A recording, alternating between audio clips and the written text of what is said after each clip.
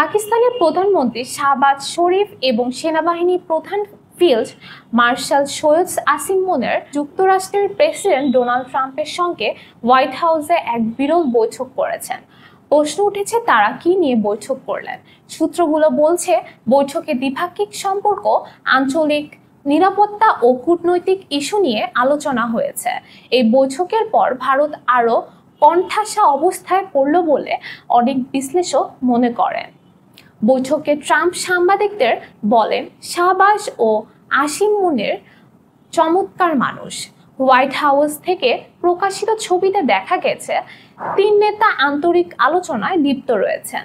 বৈঠকে যুক্তরাষ্ট্রের পররাষ্ট্রমন্ত্রী মার্কো রুবিও এবং ভাইস প্রেসিডেন্ট জেডি ভ্যান্সও উপস্থিত ছিলেন।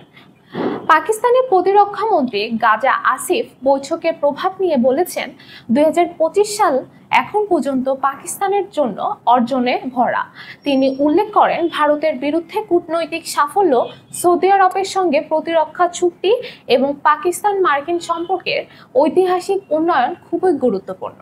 তিনি আরও বলেন, হাইব্রিড সিস্টেমের সাফল্য এখন বাস্তব ফলাফল দিচ্ছে, যা দেশের গর্ব এবং কৃতজ্ঞতার বিষয়। বৈঠকটি পাকিস্তানের কূটনৈতিক অগ্রগতির প্রতিফলন হিসেবে দেখা হচ্ছে। এদিকে ওষুধ আমদানিতে 100% শুল্ক আরোপ করেছেন ট্রাম্প।